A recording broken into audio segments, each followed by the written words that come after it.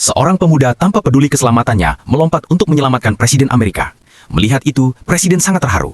Namun pemuda itu berkata, "Selama saya hidup, saya tidak akan membiarkan Anda terluka." Saat itu, para teroris melihat pemuda itu.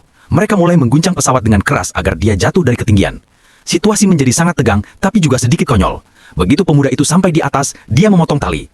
Rencana penculikan Presiden hampir gagal. Pilot Bridges sangat marah. Dia segera memutar pesawat dan mulai menembak.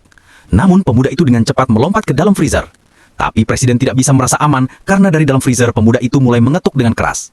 Begitu Bridges sampai, freezer itu sudah terguling dari tebing dan jatuh ke sungai. Arus sungai membawa mereka jauh dan keduanya pingsan. Namun mereka akhirnya berhasil keluar. Saat itu, mereka melihat ikan-ikan mati mengambang di dalam air. Mereka baru sadar bahwa itu adalah tempat jatuhnya pesawat Air Force One. Lalu mereka mendengar suara pesawat musuh. Presiden segera menarik pemuda itu dan menariknya ke dalam air untuk bersembunyi di reruntuhan pesawat. Untungnya, mereka masih bisa bertahan hidup selama sehari berkat oksigen yang cukup di dalam reruntuhan.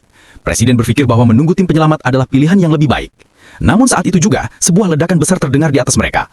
Bridges menembus atap dan melompat masuk ke dalam. Tanpa buang waktu, dia langsung memasang bom waktu. Tujuannya jelas, yaitu membunuh Presiden. Sebelum keadaan semakin kacau, Presiden mencoba melarikan diri. Namun dia tidak bisa melawan Bridges. Dalam hitungan detik, Bridges mulai mencekiknya. Segalanya hampir berakhir. Tiba-tiba pemuda itu kembali datang dan menyelamatkan Presiden. Presiden langsung mengambil senapan mesin dan menembakkan seluruh magasin menggunakan teknik yang dia pelajari dari Bridges.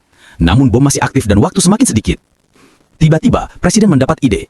Dia mengaktifkan sistem suntikan darurat di dekatnya. Begitu tombol ditekan, keduanya meluncur ke udara hingga sekitar 100 meter. Melihat itu, wajah Alex langsung memucat.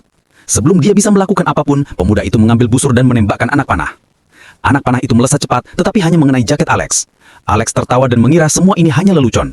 Dia mengangkat senjata dan bersiap untuk mengakhiri semuanya. Namun tiba-tiba, dia merasakan sakit di dadanya dan mulai goyah. Kemudian dia terjatuh. Ternyata, dia terlalu takut akan anak panah itu sehingga mengalami serangan jantung. Begitu tubuhnya jatuh ke air, bom meledak dan mengubahnya menjadi asap. Pada saat yang sama, ayah pemuda itu sedang menunggu di tepi sungai. Semua orang tercengang.